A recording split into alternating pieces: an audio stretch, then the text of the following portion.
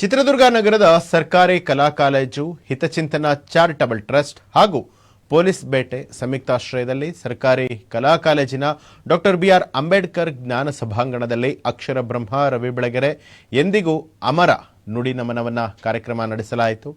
ಈ ಕಾರ್ಯಕ್ರಮದ ದಿವ್ಯ ಸಾನ್ನಿಧ್ಯವನ್ನ ಹೊಸದುರ್ಗ ಭಗೀರಥ ಪೀಠ ಸುಕ್ಷೇತ್ರದ ಪೀಠಾಧ್ಯಕ್ಷರಾದಂತಹ ಶ್ರೀ ಡಾಕ್ಟರ್ ಪುರುಷೋತ್ತಮಾನಂದ ಪುರಿ ಮಹಾಸ್ವಾಮೀಜಿಗಳು ವಹಿಸಿಕೊಂಡಿದ್ದರು. ಈ ಕಾರ್ಯಕ್ರಮದ ಉದ್ಘಾಟನೆಯನ್ನ ರವಿ ಬೆಳಗೆರೆ ಪುತ್ರಿ ಹಾಗೂ ಹಾಯ್ ಬೆಂಗಳೂರು ಪತ್ರಿಕೆ ಸಂಪಾದಕರಾದಂಥ ಭಾವನಾ ಬೆಳಗೆರೆ ಅವರು ನೆರವೇರಿಸಿದರು.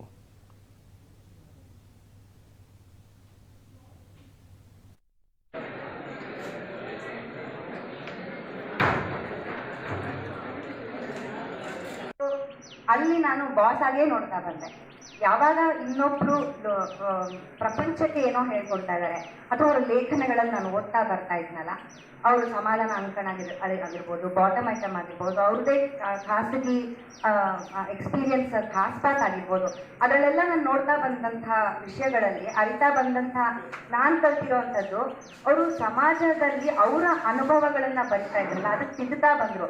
ಇವಾಗಿನ ಜನ್ರೇಷನ್ ಗ್ಯಾಪ್ ಅಂತ ನೀವು ಏನು ಹೇಳ್ತೀರಿ? ಅಕ್ಕ ಅಂತಾರೆ.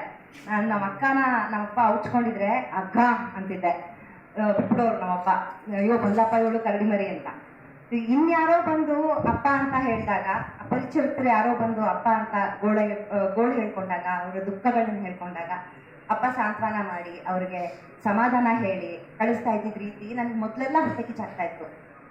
ನಮ್ಮಪ್ಪ ನಂದು, ಇನ್ಯಾರೋ ಅವ್ರ ಅಪ್ಪನ ನಿಮ್ಮಪ್ಪ ನೀವಪ್ಪ ಅನ್ಕೊಳ್ಳಿ ಅಂತ. ಅವಾಗೆಲ್ಲ ನಾನು ಬಹುಶಃ ತುಂಬಾ ಅಂದ್ರೆ ನನ್ನ ಬುದ್ಧಿ ಅಷ್ಟ್ರ ಮಟ್ಟಿಗೆ ಲೋಕಜ್ಞಾನನೂ ಇರಲಿಲ್ಲ, ಅಥವಾ ಬರೀ ಒಬ್ಳು ಮಗಳಾಗಿ ನೋಡ್ತಿದ್ದೆ.